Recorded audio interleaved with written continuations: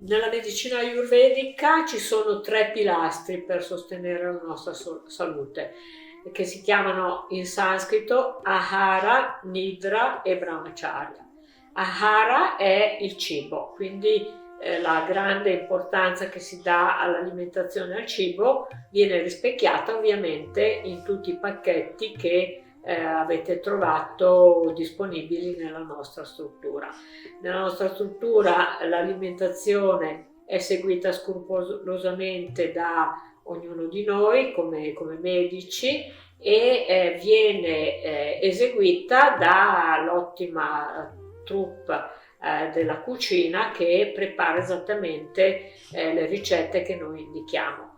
Quando poi la persona andrà a casa dopo il trattamento che avrà deciso di fare da noi, riceverà una scheda con i consigli alimentari più adeguati. Il pasto principale secondo la Ayurveda è il pranzo, perché a pranzo la massima capacità digestiva è rispecchiata dal sole che sta allo zenit, quindi come il sole dentro di noi, quindi il fuoco digestivo è attivo, così è attivo il fuoco digestivo, il sole fuori di noi. Quando noi scegliamo quindi di fare un pasto importante e ricco, scegliamo di farlo a pranzo. Secondo la Ayurveda ogni pasto deve contenere comunque i 6 sapori, dolce, acido, salato, piccante, amaro, astringente. Ogni cibo ha queste caratteristiche, quindi quando noi mangiamo dobbiamo creare una armonia di questi sapori ed è quello che potete trovare nella nostra struttura proprio grazie anche alle esperte mani del team che c'è in cucina. Una parola anche va dedicata a Nidra, il sonno. Il sonno è un caposaldo di una buona salute, ormai anche per la medicina moderna si è visto che il sonno più ristoratore e più importante per disintossicare il cervello è tra le 10 di sera e le 2 del mattino. Noi spesso queste ore non le passiamo a letto dormendo, ma ancora presi dall'attività, alcuni addirittura presi da un pasto serale molto tardivo. Brahmacharya sono quella serie di comportamenti che vi verranno indicati alla fine del vostro soggiorno da noi, che permettono di mantenere un equilibrio nella vita quotidiana, quindi un buon esercizio fisico, il riposo al tempo giusto, quando alzarci al mattino, cosa fare quando ci si alza al mattino, come integrare la meditazione trascendentale nella nostra vita quotidiana, come essere di conseguenza più efficienti, pronti e armoniosi sul lavoro. Quindi tutto questo ci viene suggerito poi alla fine del nostro percorso nella nostra struttura. Esistono poi altri aspetti correlati a quello che vi ho descritto fino adesso.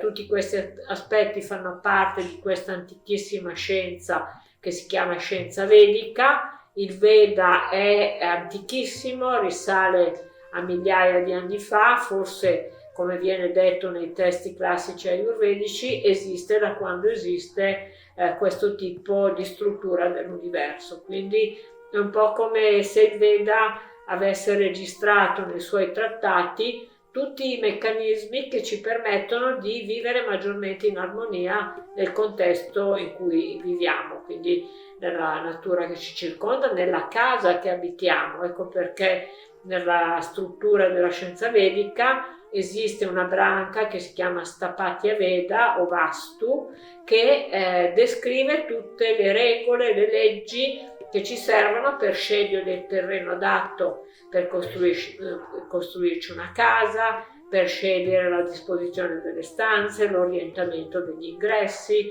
in modo da diminuire quelle che sono le problematiche che spesso si verificano in una casa che non è in armonia con il contesto naturale.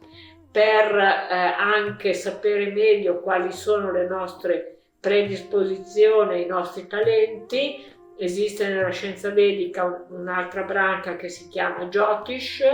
Jyotish deriva dalla radice sanscrita Jyoti, che vuol dire luce, quindi è quella che noi chiamiamo astrologia vedica. L'astrologia vedica ci permette di avere delle indicazioni più precise su quali sono le direzioni più utili per la nostra vita, per la nostra evoluzione, quindi non deve essere confusa con l'astrologia più superficiale, è una lettura molto profonda della nostra carta natale. Un altro aspetto molto interessante si chiama Gandharva Veda, e Gandharva Veda è la musica viene definita la musica degli dei, è la musica che è in sincronia e armonia con i ritmi della natura.